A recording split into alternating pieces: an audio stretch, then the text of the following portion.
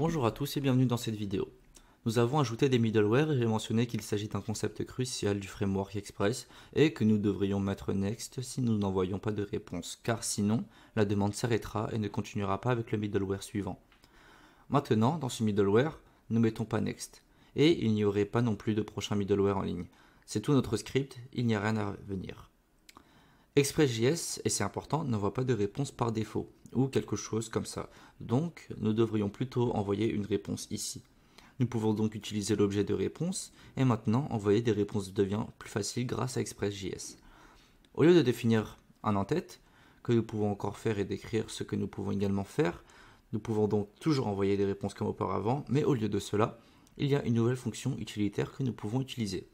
Send. Send nous permet d'envoyer bien une réponse et en fait cela nous permet d'attacher un corps qui est de type any. Maintenant, laissez-moi vous montrer ce que cela pourrait être. Nous pourrions envoyer du bon vieux code HTML ici. Donc juste avec une balise H1, bonjour d'Express, comme ceci. Si nous faisons cela et que nous rechargeons maintenant cette page, nous voyons bonjour d'Express.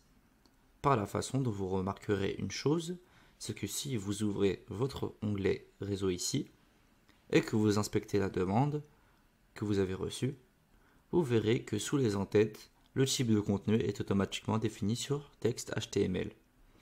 Donc cela est fait pour vous.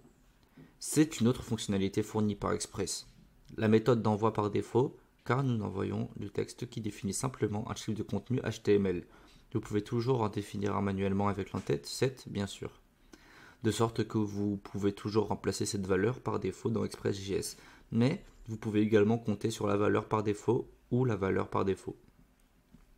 L'entête de réponse et du texte HTML. Et maintenant avec cela, vous voyez que nous n'avons également plus de demandes mortes parce que même si nous ne mettons pas next ici et que nous ne devrions pas, nous faisons une alternative. Nous envoyons une réponse avec send et c'est bien sûr plus facile que d'utiliser tous ces morceaux d'écriture.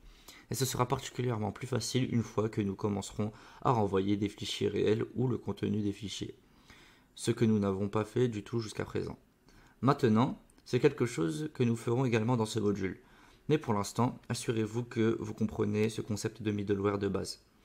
Que vous avez ajouté des fonctions qui sont connectées à cet entonnoir par lequel la demande passe et que vous avez le prochain middleware à atteindre où vous envoyez une réponse A.